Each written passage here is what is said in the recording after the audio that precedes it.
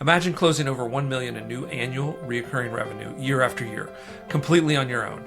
Sound impossible? I've done it repeatedly, and today I'm sharing how you can too.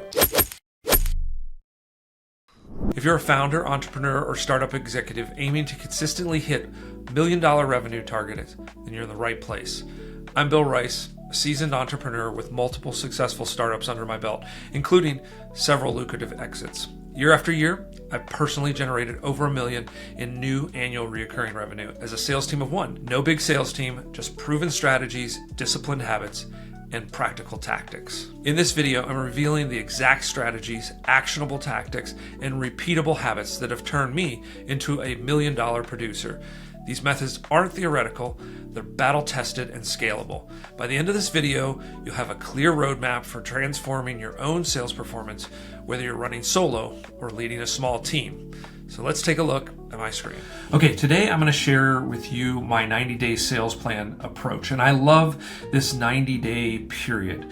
It's sort of the Goldilocks framework, meaning it's not too long, so you get overly lofty with your goals and your vision and the things that you think that you want to accomplish, but it's also not so short as to sort of get you so tactically right in front of you minded that you don't actually plan or scale something out, or at least have something that you're building to. So it gives you a little bit of time to build a foundation and get a good handle on what you're trying to accomplish, but also not so long that you feel sort of this lack of urgency. So it'll get you hustling, but at the same time, it'll make sure that you're staying a little bit strategic and well planned. So let's just go ahead and dive straight into the document. And you can actually get a copy of this document. I'm going to link it down inside of the YouTube description.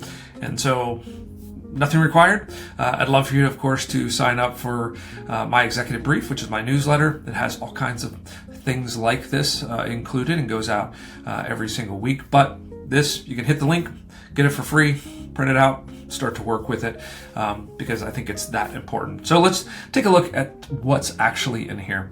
So the first element of any 90-day plan, and I do this for sales and marketing, but we're going to talk primarily about sales today, is kind of this first 30 minutes or so session. And during this time, I want you to do 4 really important things, at least in my experience. Number 1, which is often always forgotten. A lot of times we'll come in and we'll start with that goal and we'll decide, okay, I want to achieve X amount of revenue, close so many clients, and we sort of get wrapped up in that before we take this important first step. And the first step is, as you can see, is just getting an inventory of what you have at your disposal, because there's all kinds of different strategies and ways you can go about doing sales or marketing, but the most expedient, the one that's going to work the best, and certainly the one that's going to have the most impact in the next 90 days, is starting to understand what assets you already have available to you and what you can begin to leverage up and get some quick wins, and then build a foundation for long-term successes. So first thing, I want you to gather those assets. We're just going to simply identify, do you have some warm leads? Do you have maybe some age leads sitting in a database? Do you have some past clients that you can reach out to? Maybe some personal connections that could either give you referrals or potentially have exactly kind of what you were looking for as far as a partner. It's amazing. One of my favorite strategies, whenever I've been in a startup process, maybe we're hitting a dip, or maybe I'm just trying to get something started, I love to write down 15 people on a piece of paper in my notebook or whatever, and then craft out an email to each of those 15 people and just simply let them know what I'm doing. It's amazing how many people that you have close relationships with that just for whatever reason, because they're kind of caught up in their own doings, just simply forget what you do, right? Or maybe you made a transition. They don't understand or know what you're doing now. And if you just simply reach out to them, let them know, hey, this is what I'm up to. I'd love to sync up or reconnect, or maybe, get you on a Zoom call, meet you for lunch, if that's still a thing. And they would love to help you out. These are the types of people that have probably worked with you before, or you have some sort of relationship, but for whatever reason, again, you're not sort of keeping that close contact so they know what you're up to and what you need. And you're just simply having a conversation with them. And a lot of times they can drum up opportunities. So out of those 15 or so people, almost invariably, I will land a couple of deals right off the bat, and that'll give me that little bit of traction that I need. So this inventory process, this first step of assessing what you have at your fingertips, is really important. And in this document, when you get it, there is kind of how to use it, which I'm going to go through here, and occasionally I'll flip back to the template. So the template is literally what you print out, and this is what I go through. Oftentimes I'm kind of building this in a notebook. I like to start analog with these sorts of things. Kind of gets me thinking. And then long term, I can kind of turn it into a document or something that I'm going to follow, or maybe a spreadsheet or some other sort of more tangible, actionable thing that I can carry through over the 90 days. But you can see in the template, I've got some very specific things that I want you to write down. Do you have warm leads? Where are they? How many? Do you have existing clients, personal network contacts? I want you to think about your CRM. Do you have automation that you can use? Is there a way that you can send out automated emails? Do you have a list of people that you can sort of quickly scale to? Do you have the resources to leverage freelancers or VAs to do some things? So when you're thinking about sort of that inventory, we're talking about total assets. This is not just leads. This is everything at your disposal. Maybe you're really good at design and you can make great sales collateral. So anything that you can use that is going to be a part of the raw materials to build out this sales plan is really important to capture in this first step. Okay, after you spend 5 or so minutes documenting all that, again, you don't have to get any more detail than what it is and where it's at. I want you to then go to the goal setting. And this is, like I said, oftentimes people get caught up in this too early. Now that I have my inventory, know what I've got to work with, I want to start making some goals, right? I want to specifically know what I'm trying to achieve. Revenue, the number of clients or units. As a result, like, what do I think I need to do in order to hit that? How many outbound activities or touch? How much content do I need to produce? What are my audience growth goals? Again, some of that stuff you'll probably have in your inventory. As you're starting to work through these goals or try to figure out, like, what do I actually need to do? And what specific goals do I need to be measuring to kind of get to my ultimate revenue or units sold or deals done sort of goal? You're probably going to find some gaps or some things that you've got to figure out, or you're not sure. I'm not sure how much content I need to produce. I'm not sure if I even have an audience and how to grow that or how to leverage that. So again, in the process of building these SMART goals, I don't want you to spend a ton of time, but I want you to get at least so far to kind of know what the goals are and know where the gaps, so that you can start to fill in those, so that when you've locked down these goals, you have a very good understanding of not only what you need to accomplish, but what's going to be necessary to do that. And then you're going to build your action plan. So I'm going to take these SMART goals and start to break them down into very specific activities that I need to accomplish. And I want to make them specific. I want to have certain habits that I'm building for my daily activities, for my weekly activities, and then ultimately what I'm trying to accomplish in that overall month. I want to build these together. Now, I'm a bigger fan of developing habits versus kind of just goal setting.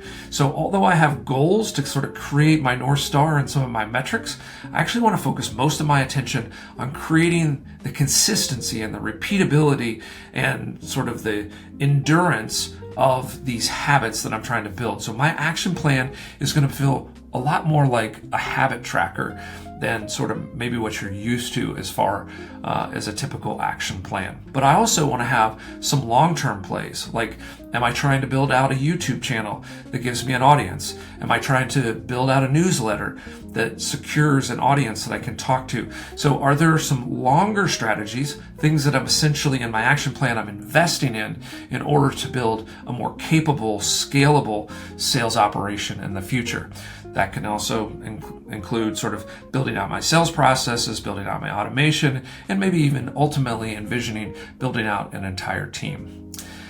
Last thing in this kind of initial planning phase is my points of leverage.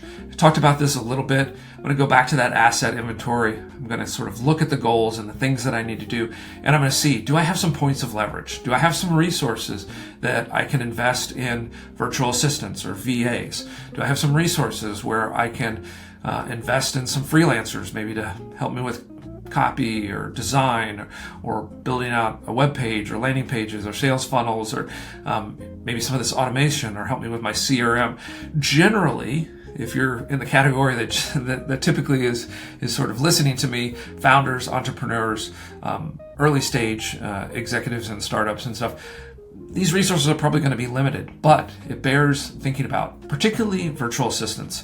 They're generally relatively cheap, and they can give you a lot of extra sort of capability, both in the skilled aspect. So again, design capabilities, maybe some copywriting, certainly in data analysis, data entry, gathering and building lists and stuff like this. So virtual assistants is definitely something to think about, and your resources don't have to be significant. So if I'm going to invest somewhere, that's probably where I'm going to invest first, is somewhere or on something that's going to sort of give me this force multiplier. So again, it could be a more capable CRM with some automation, or it may be hiring on some skills or some support to what I'm trying to accomplish.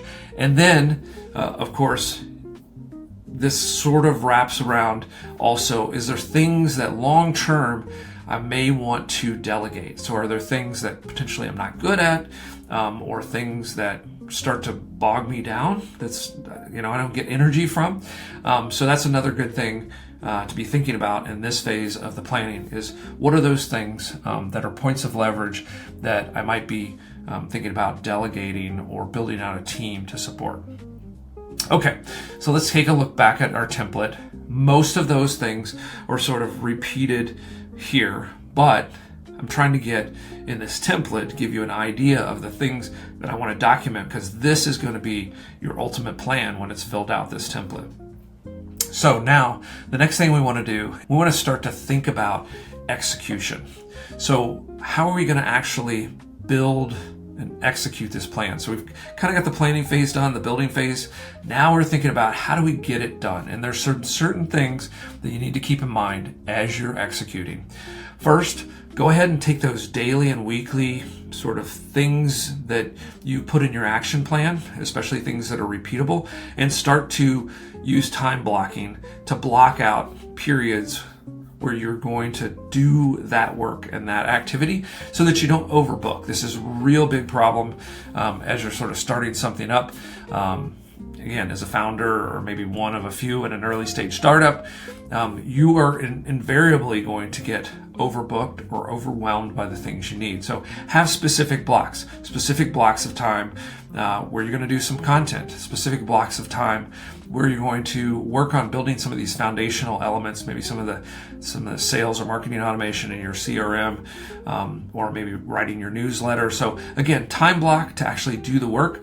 And then the other place where I think it's really valuable to time block, and this has been made more and more possible with schedulers like Calendly, and Google has their version of it, and the preference, particularly, we're talking about sales here, the preference of your prospects to sort of control their schedule, and they're more than happy to hit that link and schedule something that works for them. So what people often forget about is they leave their whole schedule open to get chopped up by, once we get kind of this flow going, those prospects coming in and choosing the most convenient time for them.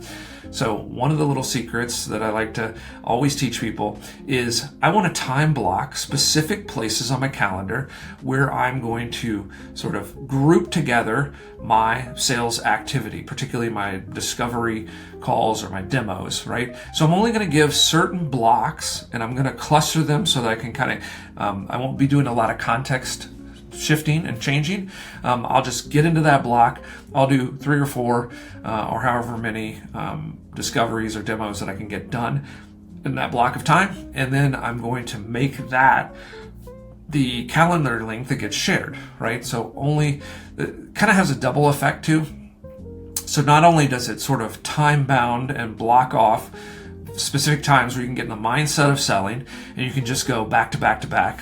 Again, 3 or 4 is probably the maximum per day that you can kind of really have the energy to kind of do that, depending, again, what in particular you're selling, but more complex things. We're generally talking about B2B. 3 to 4 is probably going to be your max for the day on those. So block those off. Also, when they get the calendar link and they take a look at it, it's going to kind of create this psychological effect of scarcity, right? They're going to see that there's not a ton of blocks available on your calendar, and so they're going to grab it. This works incredibly well. I can't tell you the number of times, because I do this even today with what I do, and a lot of my job is sales and business development. People will reach out to me via email and say, hey, I don't see anything for this week. Can I get on your calendar?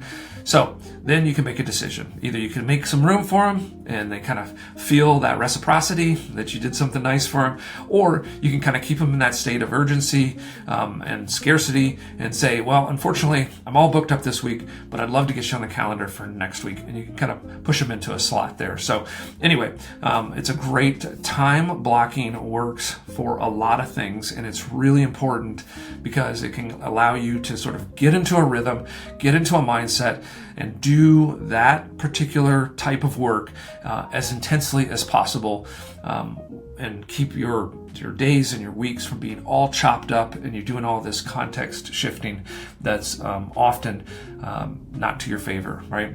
The other thing is 80-20 rule. I'm a huge guilty subject here. So I so often sort of get consumed by all of the things I have to do, and I don't think intentionally enough about, what is the 20% that's going to get me the 80% result. So I think this came from Tim Ferriss, but I love this strategy. When you're looking at your to-do list, and I think this is a great thing that you should be doing every day, is just kind of sketching out, writing up a brand new to-do list. When you look at that, what is the one thing on there that could potentially wipe out the rest of that to-do list? So again, capturing that 80-20 rule, where if you just do that high impact task, there's a potential that either today or in the future, that one highly important and impactful task, if you concentrate on it, you get it done, it will wipe out a lot of the other to-dos that are chopping up your days and your weeks. The other thing is number 3, don't overcomplicate technology. I see too many people wasting a ton of time trying to find the perfect CRM system, or worse, flipping in and out of different CRM systems and literally trashing any momentum that they have. So don't get overly complicated or concerned about your technology. So many things can be done roughly manually until you start to scale, and then you can bring in technology to assist. On the front of CRM, I think this is a really important thing to have right off the bat. I personally use Close. I've used Close CRM for years. I can't think of a context in which it doesn't do what I need to. The nice thing, even if it's not Close, it's some other CRM, get comfortable with the CRM that you use, know its capabilities, and then just because you see another one with some shiny object, don't be lured away or teased into making this sort of turning your world upside down, potentially sort of trashing all of the historical value inside of your current database by switching to something else. Because I can guarantee you all of these CRMs are trying to compete with each other. So if you see a shiny object over here, it's a good possibility in a short period of time, whatever that CRM, I know Close has done this well, I will get that same feature. So I don't need to switch. I just sometimes need to be patient. And sometimes I actually get features that are way ahead of other things. So be loyal to your CRM, learn to use it well, and leverage it, and build the rich history and capability in there. So when somebody goes back into your database that maybe you haven't talked to in 2 years, or maybe you've talked to somebody else in the organization, all of that history's in there. If you switch over to another CRM, what do? You export the list, you throw it in there, and now you've got just this list of names and phone numbers and emails, but no context to any of it. If you just keep investing in your own CRM, you'll have tons of context, and it will build a ton of value.